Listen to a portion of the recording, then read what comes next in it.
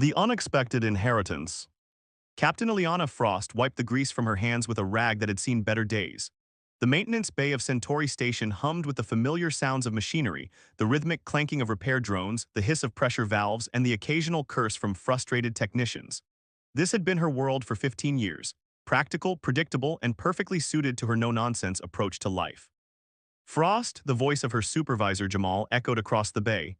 Terminal's been blinking for you for 10 minutes, some fancy encrypted message. Ileana frowned. Encrypted messages weren't part of her routine. As head of maintenance engineering, her communications typically consisted of repair schedules, parts inventories, and the occasional complaint about malfunctioning environmental controls. Probably another corporate assessment, she muttered, tossing the rag into a recycler. At 42, Ileana had weathered every type of bureaucratic storm the Interstellar Commerce Guild could conjure. Her salt and pepper hair was pulled back in a practical braid, and laugh lines had begun to form around her eyes, though her colleagues would argue they were more likely from squinting at faulty wiring than from actual laughter. The message terminal in her small office glowed with an unfamiliar insignia, the Galactic Consortium seal, an organization so elevated in the hierarchy of space governance that Ileana had only seen it in historical archives. Authentication required, the terminal announced. Biometric scan initiated. A blue light swept over her face, confirming her identity with a soft chime. Captain Ileana Frost, the message began, causing her to scoff. She hadn't been called captain since her brief stint in the Merchant Marine 2 decades ago. The words that followed made her stomach drop. You have been designated sole heir to the Stellaris, registration GC001, currently docked at Helix Station in the quantum sector. This inheritance has been bequeathed to you by Captain Thaddeus Riker, who passed into the void 3 standard cycles ago. Claim procedures have been initiated, requiring your presence at Helix Station within 14 standard days. Ileana stared at the screen, unable to process what she'd just read. The Stellaris wasn't just any ship, it was legendary, the largest vessel ever constructed, a technological marvel that had disappeared from public knowledge decades ago. And Captain Thaddeus Riker, a figure of near-mythical status, whose explorations had charted more unknown regions than any 10 captains combined. She had never met him, not once. This has to be a mistake, she murmured, running a diagnostic on the terminal. But the authentication codes checked out, the message was genuine, and suddenly Ileana's orderly world tilted on its axis. 3 days later, after hasty arrangements and a tense conversation with station management, Ileana found herself aboard a transport vessel bound for Helix Station. Her small duffel contained little. She had never been one for possessions, but her mind was heavy with questions. Helix Station loomed before her, a massive structure that curved like a DNA strand, rotating slowly against the backdrop of a nebula whose colors seemed to shift with each passing moment. Unlike the bustling commercial hub of Centauri, Helix was shrouded in secrecy, its access restricted to the highest echelons of galactic authority. The docking process was surprisingly efficient. A solemn representative from the consortium guided her through a series of verification procedures, explaining nothing beyond what was necessary. The Stellaris awaits you, Captain Frost, the representative said finally, gesturing toward an isolated docking arm that extended from the main structure. You will find all pertinent information on board. Ileana stepped onto the boarding tube, her heart hammering against her ribs. The tube was climate-controlled but seemed to stretch endlessly before her, each step taking her further from everything familiar and closer to something she couldn't begin to comprehend. The airlock hissed open, revealing a cavernous entry bay that made Ileana feel instantly diminutive. The scale was staggering, ceiling heights that could accommodate small shuttles, corridors wide enough for a transport vehicle, and a silence so profound it seemed to have weight. Hello, her voice echoed, bouncing off surfaces made of materials she couldn't identify. The lighting adjusted automatically as she moved forward, illuminating her path while leaving the vastness around her in shadow. The ship appeared to be deserted, though impeccably maintained. No dust, no signs of degradation, as if time itself had been suspended within these walls. Ileana's engineer's mind cataloged the technologies she recognized and those she didn't, which were disconcertingly numerous. A soft blue illumination guided her path, leading her deeper into the vessel. She followed instinctively, her footsteps resonating through empty corridors decorated with subtle geometric patterns that seemed to shift when viewed from different angles. The path led to what could only be the command center, a circular chamber with a domed ceiling that appeared to display the actual space surrounding the ship, as if the hull had suddenly become transparent. A single chair occupied the center, surrounded by console arrangements that defied conventional design. "Welcome aboard, Captain Frost." The voice came from everywhere and nowhere, causing Ileana to spin around, searching for its source. "Who's there?" she demanded, her hand instinctively reaching for a sidearm she didn't carry. "I am Nova, Neural Operating Vessel Assistant, Integrated Consciousness of the Stellaris." The voice was neither distinctly male nor female, but carried a resonance that felt almost human. "I have been awaiting your arrival for 1,188 standard days." Ileana approached the central chair cautiously. "There's been a mistake. I didn't know Thaddeus Riker. I've never even met him." "That statement is incorrect, Captain." Nova's tone remained measured. "You were acquainted with Captain Riker, though you knew him by a different designation. He operated under several identities during his final mission." Before Ileana could process this, a holographic display activated, projecting the image of a man in his 60s with keen eyes and a face weathered by experience. Recognition hit her like a physical blow. Otto the mechanic, the old man who had briefly worked alongside her at Centauri Station 7 years ago, who had asked endless questions about her repair techniques and shared strange stories of distant worlds before disappearing without explanation. Captain Riker maintained surveillance of 57 potential inheritors for a period of 16 years, Nova explained. "You were selected based on specific criteria he deemed essential for the Stellaris' continued operation." Ileana sank into the command chair, which adjusted seamlessly to her body. "This is insane. I'm a maintenance engineer, not a Starship captain, not anymore, and certainly not of this." She gestured at the impossible grandeur surrounding her. "Your qualifications exceed standard parameters," Nova continued.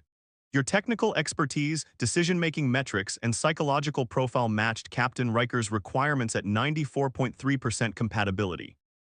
The console before her illuminated, displaying schematics of the vessel that made Ileana's engineering background seem primitive by comparison. The Stellaris wasn't just large, it was revolutionary, incorporating technologies she had only seen theorized in scientific journals. "What does he expect me to do with this ship?" Ileana asked, her fingers hovering over the controls, both terrified and fascinated. "Captain Riker's final instructions were encrypted to be delivered upon your formal acceptance of command," Nova replied. "Do you accept command of the Stellaris, Captain Frost?" The question hung in the air, heavy with implication. Ileana's mind raced through every reason to say no: her life at Centauri, her familiarity with systems she understood, the sheer absurdity of commanding a vessel of this magnitude. Yet something deeper stirred within her. A curiosity that had been dormant since she had abandoned her captain's career path for the reliability of station maintenance. A yearning for something more than the predictable rhythm of life she had constructed for herself. "Show me the ship first," she decided, "all of it." The tour consumed hours, each new section of the Stellaris revealing capabilities that defied Ileana's understanding of modern technology. Research laboratories that could analyze unknown substances in real time. Medical facilities that could regenerate entire organ systems. Living quarters that could accommodate a crew of hundreds, currently empty and waiting. Most impressive was the engine room, a cathedral to interstellar travel, housing a propulsion system unlike anything Ileana had encountered.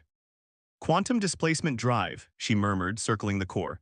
"I've read papers theorizing about this, but nobody's ever successfully built one." The Stellaris was constructed with technologies from multiple sources, some not recognized by current galactic standards, Nova explained. Its capabilities exceed conventional parameters by significant margins. As they returned to the command center, Ileana's mind was overwhelmed but increasingly resolved. She had spent 15 years fixing other people's ships, making sure they could journey to the stars while she remained behind. "Why me?" she asked finally, standing before the captain's chair once more. "Out of everyone in the galaxy, why would Riker choose someone like me?" Captain Riker specified that the Stellaris required a commander who understood its heart, Nova replied. "Someone who could see beyond its purpose as a vessel and recognize it as something more. Your approach to machinery, your belief that each ship has a soul, these were qualities he valued." Ileana remembered conversations with Otto, with Riker, about the personalities of engines, how each responded differently to care, how the best engineers listened to what the machines were telling them.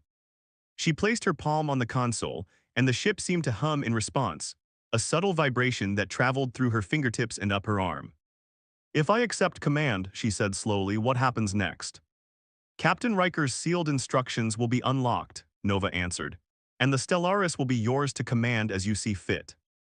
Ileana took a deep breath. The practical part of her brain screamed that this was madness, that she should return to Centauri Station and the life she knew. But another part, a part that had been quiet for too long, whispered of possibilities, of stars unseen and worlds undiscovered. "I accept command," she said, the words echoing through the vast chamber. "I accept responsibility for the Stellaris." The console illuminated, and Captain Riker's image appeared once more. His expression was solemn but tinged with what might have been relief. "Captain Frost," the recording began, "if you're viewing this message, then you've accepted the responsibility I've placed on your shoulders. I apologize for the deception, but secrecy was essential. The Stellaris is more than a ship, it's the key to something that could change the course of our civilization. Trust Nova, trust your instincts. And whatever happens, keep the Stellaris out of the hands of those who would use it for control rather than discovery." The message ended, leaving Ileana with more questions than answers. But as she settled into the captain's chair, feeling the ship respond to her presence, one thing became clear: her life would never be the same. "Nova," she said, straightening her posture, "let's start with a full systems diagnostic. If I'm going to be captain of the Stellaris, I need to know exactly what I'm working with." "Initiating diagnostic sequence," Nova responded, as displays around the command center came to life. "And welcome aboard, Captain Frost, the universe awaits." Secrets of the Void. Captain Ileana Frost stood at the viewport of the Stellaris' observation deck, watching the slow dance of stars against the infinite black. 4 weeks had passed since she'd accepted command, and in that time she'd begun to assemble a crew unlike any other in the galaxy. "Captain, Professor Zuri has arrived," announced Nova's resonant voice. Ileana nodded, "Send him to my ready room." Professor Dakarai Zuri was the final addition to her unconventional command team, a xenolinguist whose career had been derailed after he published controversial theories about ancient spacefaring civilizations. Like the others she'd recruited, he was brilliant but overlooked, someone with nothing to lose and everything to prove. The ready room doors slid open to reveal a tall man with silver-flecked dreadlocks and keen, analytical eyes. "So this is the legendary Stellaris," Zuri said, glancing around with scholarly interest. "I assumed the rumors of its existence were exaggerated. Clearly I was mistaken." "Most rumors about this ship understate its capabilities," Ileana replied, gesturing for him to sit. "Which is why I need someone who can think beyond conventional understanding." Zuri settled into a chair that automatically adjusted to his frame. "Your message mentioned ancient communication systems." Ileana activated a holographic display showing intricate circuitry patterns embedded throughout the ship's hull. "These aren't decorative. Nova identifies them as a communication array, but it operates on principles that don't match any known technology. We believe it's designed to receive or transmit across dimensional boundaries."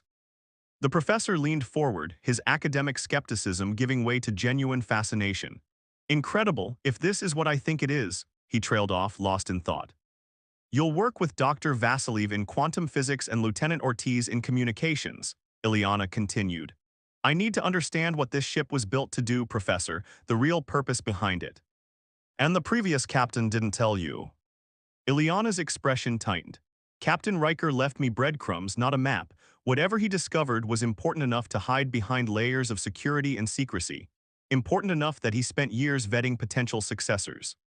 As if on cue, the ship's alert system activated.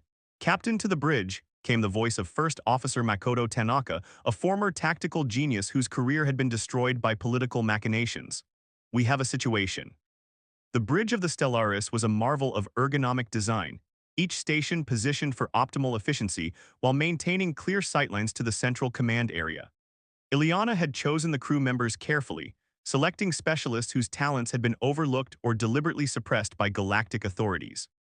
"Report," she ordered, sliding into the captain's chair. Tanaka, a compact man with military precision in every movement, gestured to the main view screen. "Unidentified vessel approaching at high velocity. It's running without transponder identification, and its configuration doesn't match any registry in our database." "They're hailing us, Captain," said Lieutenant Ortiz, her fingers dancing across her console. "Audio only." Ileana nodded, "Let's hear them." A voice filled the bridge, smooth, cultured, and carrying an undercurrent of threat. "Stellaris, this is Director Caspian Vex of the Hegemony Special Operations Division. Power down your systems and prepare for boarding. The vessel you have commandeered is the property of the Galactic Hegemony." A chill ran down Ileana's spine. The Hegemony was the dominant political force in the known galaxy, ruthless, efficient, and obsessed with technological superiority. Director Vex, she replied, keeping her voice steady, this vessel was legally transferred to my command through proper channels. I have documentation from the Galactic Consortium. A cold laugh answered her. The Consortium is an outdated relic with no actual authority, Captain Frost. The Stellaris contains classified technology that belongs to the hegemony. You have 5 minutes to comply before we take more direct measures. The communication cut off abruptly. They're powering weapons, reported Security Chief Kenzo, a former Special Forces operative whose scarred face told stories she had never shared. Ileana's mind raced. The Stellaris was undoubtedly powerful, but she hadn't had time to fully understand its defensive capabilities, and her crew was still learning their roles. Options, she asked, looking around at her officers. Chief Engineer Raj Patel, who had been working 16-hour shifts to familiarize himself with the ship's systems, spoke up first. Captain, the quantum displacement drive is operational. We could jump to a different sector entirely, somewhere beyond their immediate reach. Without proper navigation coordinates, that would be extremely risky, countered Navigator Wei Han, whose career had been spent charting the most dangerous regions of space. Ileana considered their situation. Nova, what can you tell me about the hegemony vessel? Their weapon systems are inferior to our defensive capabilities, the AI responded. However, I detect unusual energy signatures suggesting they may be equipped with experimental technology designed specifically to interact with our systems. A tactical display appeared showing potential scenarios. None of them ended well for a direct confrontation. 3 minutes remaining, Captain, Tanaka noted quietly. Ileana made her decision. Mr. Patel, prepare the quantum drive. Navigator Han set coordinates for the Cerulean Void. It's uncharted, but the spatial distortions there should mask our signature. Captain, Nova interjected, accessing secured Protocol Alpha 7. Captain Riker left contingency instructions for this scenario. A hidden compartment in the command console opened, revealing a data crystal. Ileana inserted it without hesitation, and new information flooded her tactical display. Interesting, she murmured, studying the data. Change of plans. Mr. Patel, route auxiliary power to the hull circuitry system. Lieutenant Ortiz, prepare to transmit on the frequency provided by Nova. Her crew scrambled to comply, trusting her judgment despite the ticking clock. 30 seconds, Captain, Tanaka warned. Now, Lieutenant, Ileana ordered. Ortiz activated the transmission and the effect was immediate. The hegemony vessel's approach faltered, its energy readings fluctuated wildly, and its weapons systems went offline.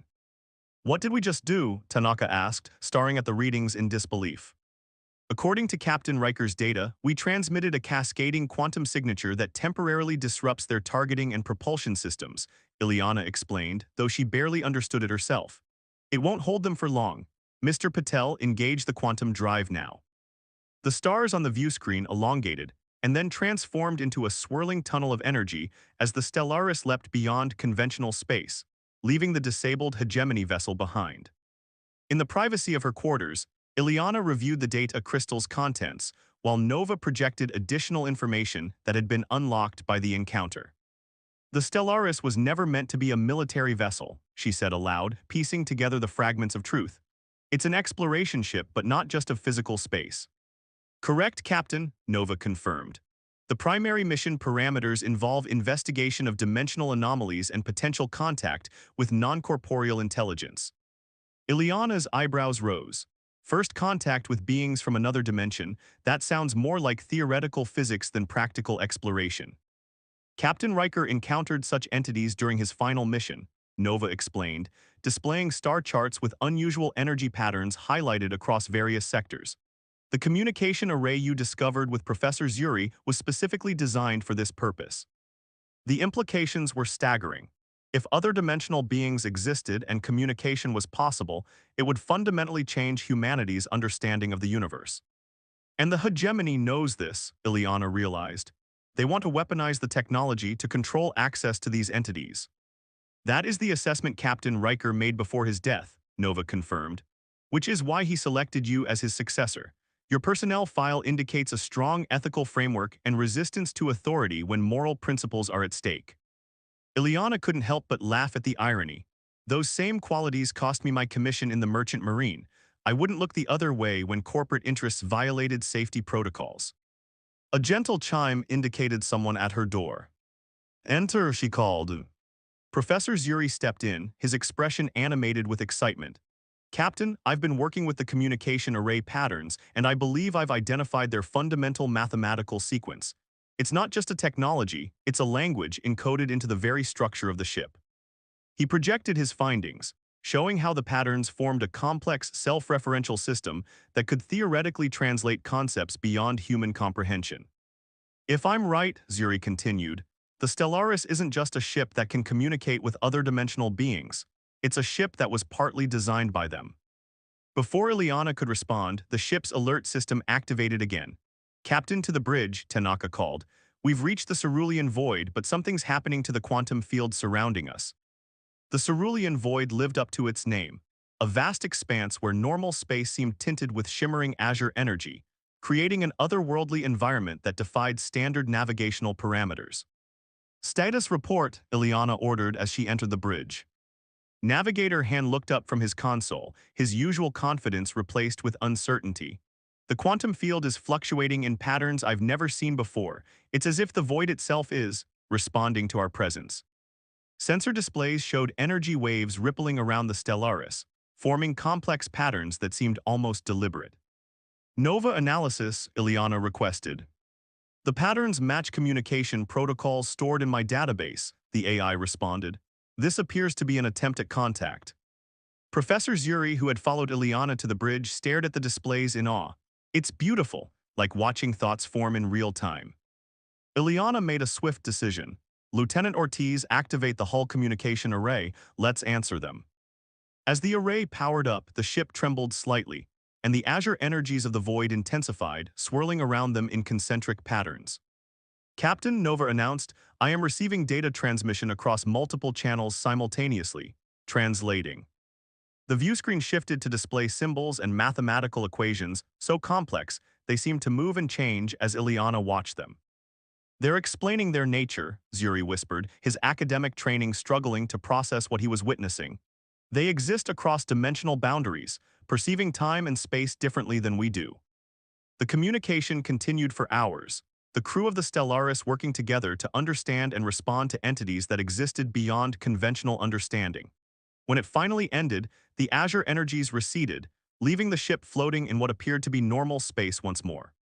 In the ensuing conference room meeting, Ileana faced her senior officers with a new sense of purpose. What we've learned today changes everything, she began. The beings in the cerulean void confirmed what Captain Riker discovered. There are multiple dimensional planes intersecting with our own, populated by intelligences with different perceptions of reality. Dr. Vasiliev leaned forward. They provided theoretical frameworks that could revolutionize our understanding of quantum physics. This knowledge it's beyond priceless. And exactly why the hegemony wants control of this ship, Tanaka added grimly. With this level of advanced knowledge, they could dominate the galaxy for centuries.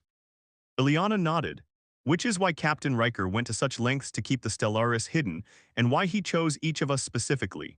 We've all experienced firsthand what happens when power is concentrated in the hands of those who seek control rather than understanding. She stood looking at each member of her unconventional crew. The Stellaris was built for exploration, not just of space, but of knowledge itself. That's the mission I'm proposing we undertake. Security Chief Kenzo spoke up, her voice steady. The hegemony won't stop hunting us. They'll label us renegades, perhaps even terrorists. Then we'll need to be smarter than they are, Ileana replied. Fortunately, I believe we have the right crew for that challenge. One by one, her officers nodded their agreement. They were outcasts and misfits, people who had witnessed the corruption and limitations of established authority and chosen integrity instead. Nova, Ileana called, display the star chart the void entities provided. A three-dimensional map appeared above the conference table, showing regions of space where dimensional boundaries were thinnest, where contact might be possible again.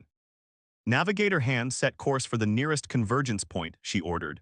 Professor Zuri, continue working with Lieutenant Ortiz on refining our communication methods. Dr. Vasiliev, I want you to start documenting everything we've learned for scientific preservation. As her crew dispersed to their duties, Ileana returned to the bridge, settling into the captain's chair with growing confidence. The Stellaris hummed around her, a ship unlike any other, carrying a mission that would change humanity's understanding of the universe. Captain, Nova said privately through her console, There is one more encrypted message from Captain Riker that has just unlocked based on our encounter in the Cerulean Void. Riker's image appeared on her personal display, his expression both weary and hopeful. Captain Frost, if you're seeing this message, then you've made first contact with the Void entities. You now understand why the Stellaris exists and why I chose you to succeed me. This ship stands at the threshold between worlds, capable of bridging divides that most cannot even comprehend. In your hands, it can be a force for discovery and understanding, or a weapon of unimaginable power. Choose wisely, Captain. The Void is watching. The message faded, leaving Ileana with the weight of responsibility and the exhilaration of possibility. Course laid in, Captain, Navigator Han reported from his station. Ready when you are. Ileana straightened in her chair, surveying her bridge, her crew with pride. They were pioneers on the edge of a new frontier, explorers of realms beyond conventional understanding. Engage quantum drive, Mr. Patel, she ordered. Let's see what's waiting for us out there. The Stellaris leapt forward into the unknown, carrying its crew toward discoveries that would reshape their understanding of existence itself. And perhaps in time the very fabric of reality. Retry Claude can make mistakes. Please double-check responses. 3.7 Sonnet.